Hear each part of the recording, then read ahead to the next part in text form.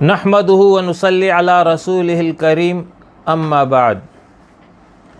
قرآن مجید اللہ رب العالمین کی طرف سے نازل کی گئی آخری کتاب جو قیامت تک کے انسانوں کے لیے ہدایت اور رہنما ہے۔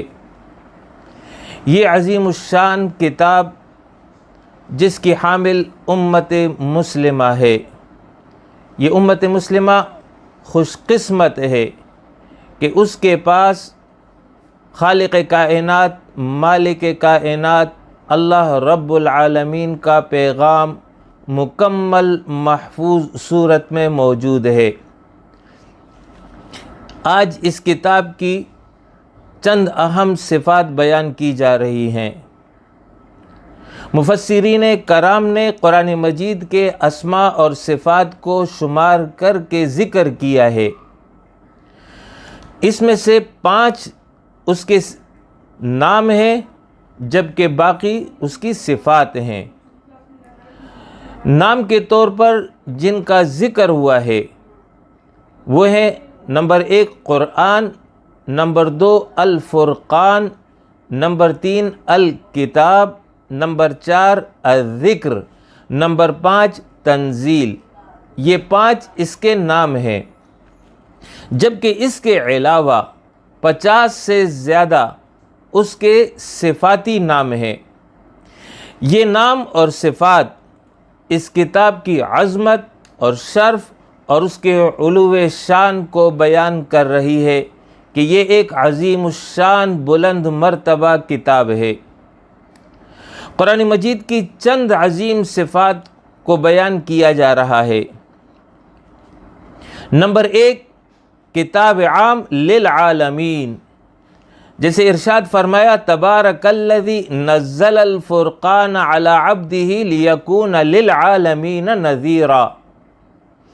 بابرکت ہے وہ ذات جس نے فرقان کو اتارا اپنے بندے پر تاکہ یہ ہو جائے تمام جہانوں کے لیے ڈر سنا دینے والا۔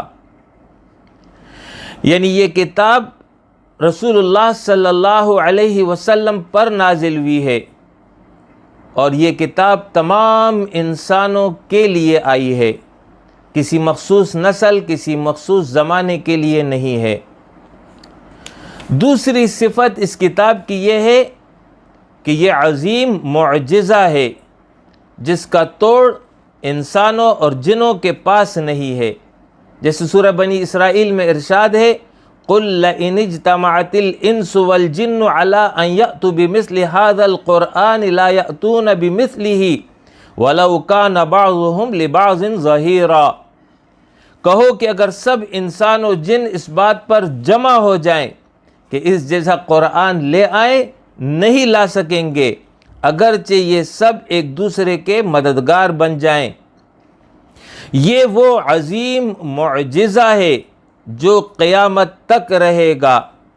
قرآن مجید کا اعجاز فصاحت اور بلاغت میں بھی ہے، غیب کی خبروں اور مستقبل کے علامات کے بارے میں بھی ہے۔ اس کا اعجاز شریعتی قانون میں بھی ہے اور علمی باتوں میں بھی ہے۔ کلام اللہ کی مثال کلام البشر میں نہیں مل سکتی، یعنی اللہ کے کلام کی نظیر مثال انسانوں سمیت باقی مخلوقات کے کلام میں ملنا ممکن ہی نہیں ہے۔ جیسے کہ ارشاد ہے فضل کلام اللہ علی سائر الکلام کفضل اللہ علی خلقہ، یعنی جس طرح اللہ تعالیٰ کی کوئی مثیل، شبیہ، نظیر نہیں ہے، اسی طرح قرآن مجید ہے، یہ تمام کلاموں کا سردار ہے، اس کی مثال، نظیر ناممکن ہے۔ رسول اللہ صلی اللہ علیہ وسلم کو جو حسی معجزات عطا کیے گئے، حسی معجزات جو آنکھوں سے نظر آتے ہوں، ان کی تعداد جو اصحاب سیر نے بیان کی ہے وہ تقریباً 1200 ہے۔ سب سے بڑا معجزہ قرآن کریم ہے جو باقی زندہ اور جاوید ہے۔ رسول اللہ صلی اللہ علیہ وسلم نے فرمایا کہ انبیاء میں سے ہر ایک نبی کو معجزات میں صرف اتنا دیا گیا جس پر انسان ایمان لا سکے، اور جو معجزہ مجھے ملا وہ اللہ کی وحی ہے جو اس نے میری طرف بھیجی، اور جو ہمیشہ باقی رہنے والی ہے۔ اس کی بنا پر مجھے یقین ہے کہ قیامت کے دن میرے ماننے والوں کی تعداد تمام انبیاء کے ماننے والوں سے زیادہ ہوگی۔ عظمت اور شرافت کی ایک دلیل یہ تسلیم کی جاتی ہے کہ دشمن اس کو تسلیم کر لے۔ ولید بن مغیرہ جو بہت بڑا مشرک تھا، اس نے قرآن کے بارے میں کیا کہا وہ سنیے۔ اللہ کی قسم، تم میں سے ایسا کوئی نہیں جو شعر و قصیدہ کے فن کو مجھ سے زیادہ جانتا ہو، اور نہ کوئی ایسا ہے جو جنات کے اشعار کو مجھ سے زیادہ جانتا ہو۔ اللہ کی قسم، محمد صلی اللہ علیہ وسلم کا کلام ان میں سے کسی کے ساتھ مناسبت نہیں رکھتا۔ اللہ کی قسم، اس کی بات میں مٹھاس ہے، اس میں ایک قسم کی رونق اور حسن ہے۔ اس کی مثال اس درخت کی ہے جس کی جڑیں گہری اور اس کی شاخیں پھل دے رہی ہوں۔ یہ غالب رہے گا، مغلوب نہیں ہوگا، اور ہر اس چیز کو کچل دے گا جو اس کے نیچے آئے گا۔ خدا کی قسم، یہ نہ جادو ہے، نہ شعر ہے، نہ مجنون کی بے ربط باتیں ہیں۔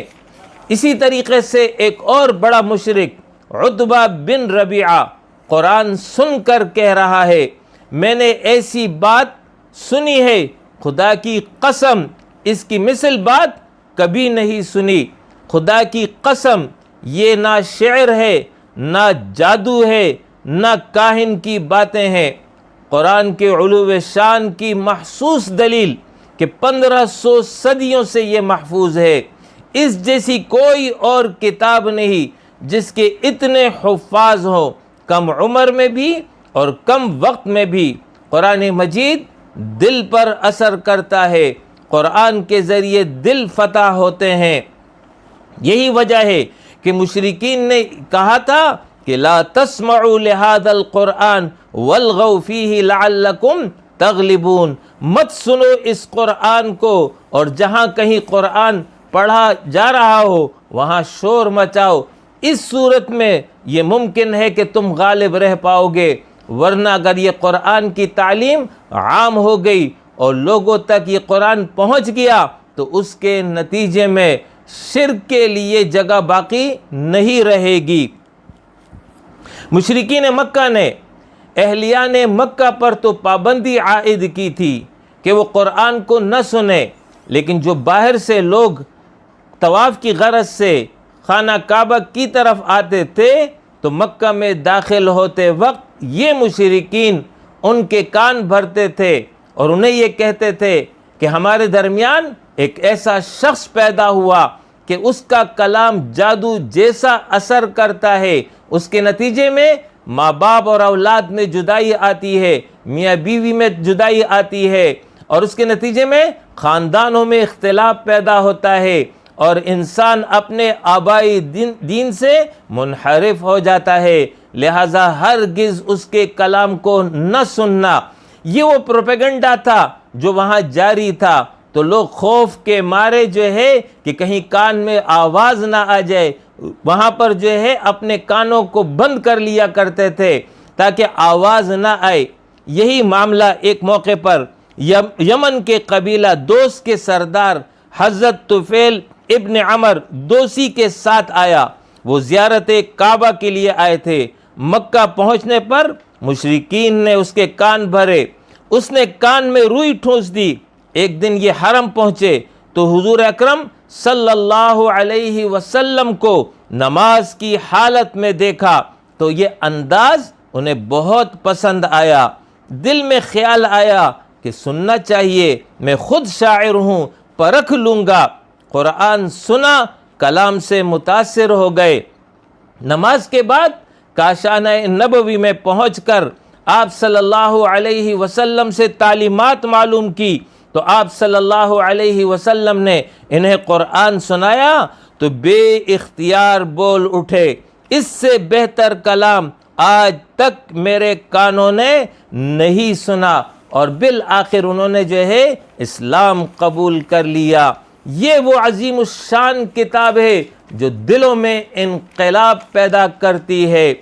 اس کی تیسری صفت جو بیان ہو رہی ہے وہ یہ کہ ہدایت للناس، یہ تمام انسانوں کے لیے ہدایت بن کر آئی ہے۔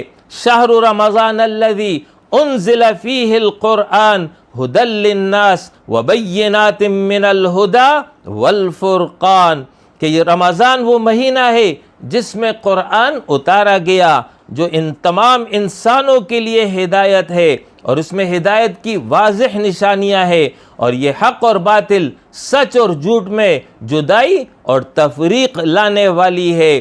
چوتھی صفت اس قرآن کی ہدایت للمتقین، ذالک الکتاب لا ریب فیہ ھدی للمتقین، یہ وہ کتاب ہے جس کے بارے میں کوئی شک نہیں ہے کہ یہ منزل من اللہ ہے، سچی اور حق کتاب ہے، یہ ہدایت ہے متقین کے واسطے۔ اس سے پہلے ذکر ہوا ھدی للناس، یہاں ذکر ہوا ھدی للمتقین۔ ھدی للناس کا مطلب یہ ہے کہ یہ تمام انسانوں کو راستہ دکھاتی ہے۔ یا ایھا الناس اعبدوا ربکم، یا ایھا الناس اتقوا ربکم، اے انسانو اپنے رب کی عبادت کرو، اے انسانو اپنے رب سے ڈرو۔ خطاب عام ہے، ابو بکر رضی اللہ عنہ کو بھی خطاب اور ابو جہل کو بھی خطاب۔ ابو بکر صدیق رضی اللہ عنہ نے قبول کر لیا اور ابو جہل نے انکار کر دیا، تو یہ ہدایت تمام انسانوں کے لیے ہے۔ جبکہ ھدی للمتقین کا مطلب یہ ہے کہ یہ کتاب متقین کو ان کی منزل پر پہنچاتی ہے۔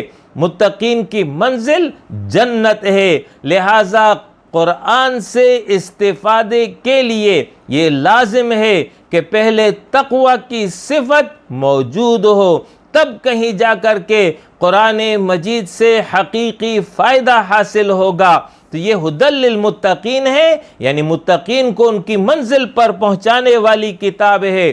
پانچویں صفت قرآن کی کہ یہ نور ہے، وَلَكِنْ جَعَلْنَاهُ نُورًا نَهْدِي بِهِ مَن نَّشَاءُ مِنْ عِبَادِنَا، اور لیکن ہم نے بنا دیا اس کو نور، ہدایت دیتے ہیں اس کے ذریعے اپنے بندوں میں سے جس کو چاہتے ہیں۔ چھٹی صفت قرآن کی فرقان ہے، تبارک الذی نزل الفرقان علی عبدہ، بابرکت ہے وہ ذات جس نے اتاری فرقان کو اپنے بندے پر۔ فرقان وہ معیار کہ جس کے ذریعے دو چیزوں میں جدائی لائی جا سکے، تو قرآن فرقان ہے، اس کے ذریعے حق اور باطل، سچ اور جھوٹ، صحیح اور غلط سب معلوم ہو سکتا ہے۔ تمام اقوال، افعال، نظریات کو لاؤ اور اس قرآن کے اوپر تول دو۔ قرآن اگر تصدیق کرے تو تم بھی تصدیق کرو، اور اگر قرآن تردید کر دے تو تم بھی تردید کر دو۔ یہ ہے وہ عظیم الشان صفت اس قرآن کی۔ ساتویں صفت یہ ہے شفاء لما فی الصدور، یہ دلوں کی بیماریوں کا علاج ہے۔ دل میں شرک، کفر، نفاق، بخل، حرص، لالچ، دنیا پرستی، عیش پرستی وغیرہ وغیرہ، یہ جتنے بھی عقائد باطلہ ہو یا اخلاق ذمیمہ ہو، ان سب کا علاج قرآن ہے۔ قرآن کے نتیجے میں انسان ان تمام چیزوں سے پاک اور صاف ہو جاتا ہے۔ آٹھویں صفت موعظہ۔ موعظہ عربی زبان کا میں وہ معنی یہ ہے کہ وہ کلام جو دلوں پر اثر انداز ہو جائے، جس میں نرمی پیدا ہو اور اس نرمی کو حق کی طرف موڑ دے، یہ ہے وہ کلام جو دلوں پر اثر انداز ہو کر کے ان کو نرم کرتا ہے، ان کو حق کی طرف لے آتا ہے۔ نویں صفت رحمت للمؤمنین، یہ قرآن رحمت ہے ایمان والوں کے لیے، یعنی ایمان والوں نے جب اسلام کو قبول کر لیا اللہ کو اپنا رب، خالق، مالک، معبود برحق تسلیم کر لیا، اس کی کتاب پر ایمان لے آئے، اس کے پیغمبر کو تسلیم کر لیا، تو اب اس کے بعد یہ قرآن ان کے لیے رحمت ہے، ان کی زندگی میں سکون ہوگا، ان کی زندگی میں امن ہوگا، اطمینان نصیب ہوگا، دنیا میں عزت حاصل ہوگی۔ یہ تو دنیا کی رحمت ہے، اور آخرت کی رحمت یہ ہے کہ اللہ کی جنت اور اس کی رضا جو ہے انہیں حاصل ہوگی۔ 10ویں صفت قرآن کی بیان کی جا رہی ہے، لا یأتیہ الباطل من بین یدیہ ولا من خلفہ تنزیل من حکیم حمید، یعنی باطل نہ سامنے سے اس پر آ سکتا ہے نہ پیچھے سے، یہ ایک حکیم اور حمید کی نازل کردہ چیز ہے۔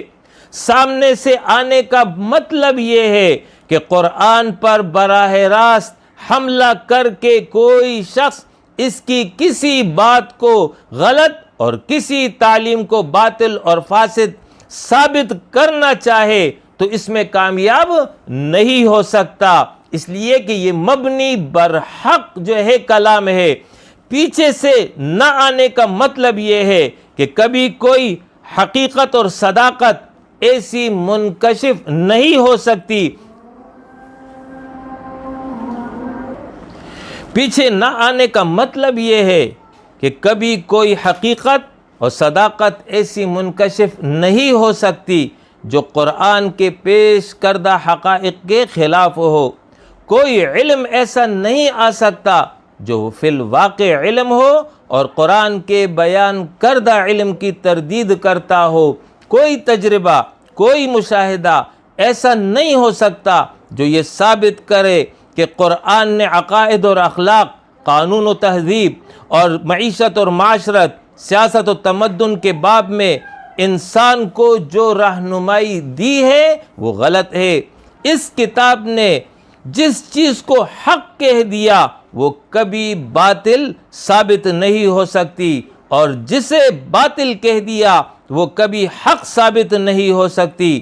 مزید یہ کہ باطل سامنے سے آ کر حملہ آور ہو یا ہیر پھیر کے راستوں سے چھاپے مارے، بہرحال کسی بھی طرح وہ اس دعوت کو شکست نہیں دے سکتا جسے قرآن لے کر آیا ہے۔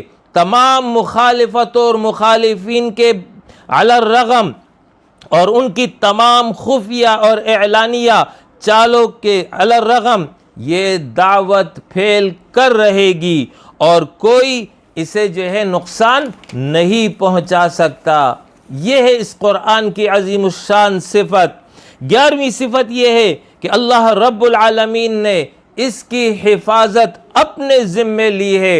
اِنَّا نَحْنُ نَزَّلْنَا الذِّكْرَ وَإِنَّا لَهُ لَحَافِظُونَ، یقیناً ہم نے اس ذکر کو اتارا ہے اور ہم ہی اس کی حفاظت کرنے والے ہیں۔ 12ویں صفت اس قرآن کی یہ ہے، کتاب واضح مبین، کہ یہ کتاب جو ہے اپنے مدعا بیان کرنے میں بالکل واضح ہے، اپنے احکام کو بیان کرنے میں بالکل واضح ہے۔ ایسا نہیں ہے کہ کسی کو سمجھ میں نہ آئے۔ قد جاءکم من اللہ نور و کتاب مبین، یقیناً آ گئی تمہارے پاس اللہ کی جانب سے روشنی و کتاب مبین، اور واضح کتاب۔ یہ وہ قرآن کی چند عظیم صفات بیان کی گئی ہے جو اس قرآن کی عظمت کو بیان کر رہی ہے، اس کے علو شان اور اس کے عظیم مرتبے کو بیان کر رہی ہے۔ خوش قسمت ہے امت مسلمہ جس کے پاس یہ عظیم الشان دولت موجود ہے۔ ضرورت اس بات کی ہے کہ امت مسلمہ اس کتاب کی حقیقی قدر کرے اور اپنے علم اور عمل میں اس کو جو ہے اختیار کرے، اول علم حاصل کرے، پھر اس کے مطابق عمل کرے، اس کو اپنا امام بنا دے، وہ دنیا کے امام بن جائیں گے۔ یہ قرآن دنیا میں بھی فائدہ پہنچائے گی، قبر میں بھی فائدہ پہنچائے گی اور آخرت میں بھی فائدہ پہنچائے گی۔ اللہ رب العالمین سے دعا ہے ہمیں اس عظیم الشان کتاب کی حقیقی قدر کی توفیق عطا فرمائے، اور اس کتاب کو ہمارے لیے دنیا اور آخرت میں کامیابی اور رہنمائی کا ذریعہ اور سبب بنائے۔ اقول قولی ھذا واستغفر اللہ لی ولکم ولسائر المؤمنین، وآخر دعوانا ان الحمد للہ رب العالمین۔